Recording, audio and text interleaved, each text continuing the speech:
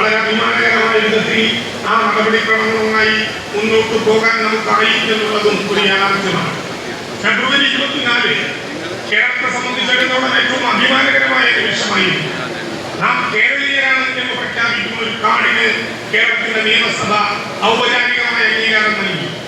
ഭാരതം എന്നത് കേട്ടാൽ അഭിമാനപൂരിതമാകണം അന്തരംഗം കാണാൻ കഴിഞ്ഞ ഒരു കാലം.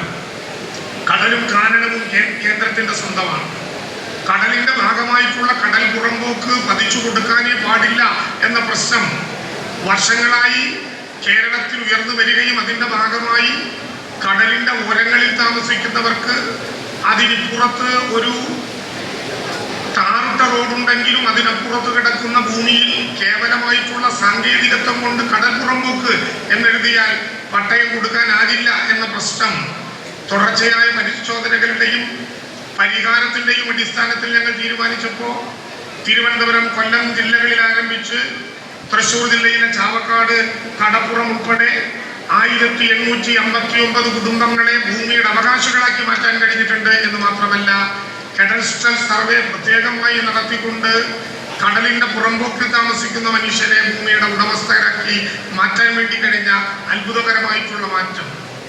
567 വനഗ്രാമങ്ങൾ ROR ലഭിക്കപ്പെട്ടത് റവന്യൂവിന്റെ ഒരവകാശങ്ങളും ആസ്വദിക്കാൻ പറ്റാത്ത 567 വനഗ്രാമങ്ങളിലെ 16,107 വനാവകാശ രേഖകൾ അത് പൂർണ്ണമായിട്ടും റവന്യൂ ഗ്രാമങ്ങളാക്കാനുള്ള നടപടിക്രമങ്ങൾക്ക് നേതൃത്വപരമായ പങ്കുവഹിക്കാൻ നമുക്കായി.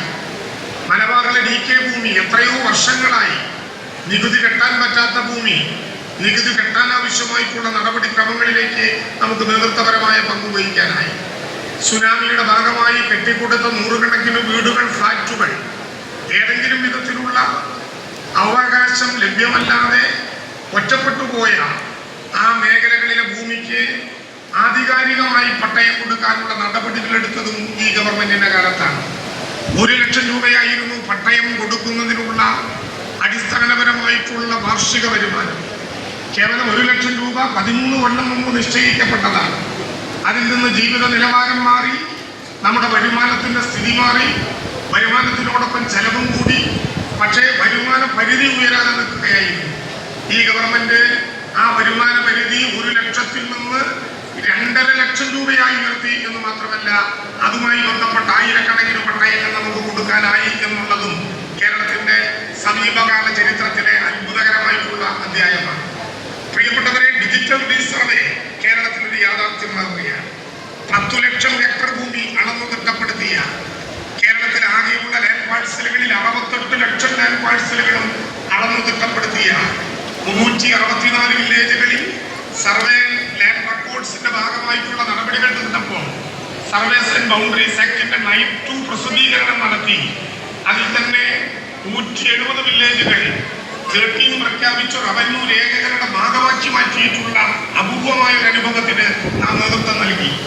ഇനി ഭൂമിയുടെ രേഖകൾ ഏതെങ്കിലും കല്ലൂരിക്കളഞ്ഞാൽ ഡിജിറ്റൽ സർവേ നടത്തിയിട്ടുള്ള പ്രദേശങ്ങളിൽ മാറ്റാനാകില്ല എന്ന് നാം ഉറപ്പിച്ചു. ഭൂമിയുടെ രേഖകൾ മാറ്റാനാകില്ലെന്ന് മാത്രമല്ല, ഭൂമിയുമായി ബന്ധപ്പെട്ട ക്രയവിക്രയങ്ങളിലെ തട്ടിപ്പുകൾ പൂർണ്ണമായും അവസാനിപ്പിക്കാൻ കഴിയുന്ന വിധത്തിൽ രജിസ്ട്രേഷൻ വകുപ്പിലെയും റവന്യൂ വകുപ്പിലെയും സർവേ വകുപ്പിലെയും കൂട്ടിയോജിപ്പിച്ചുകൊണ്ട്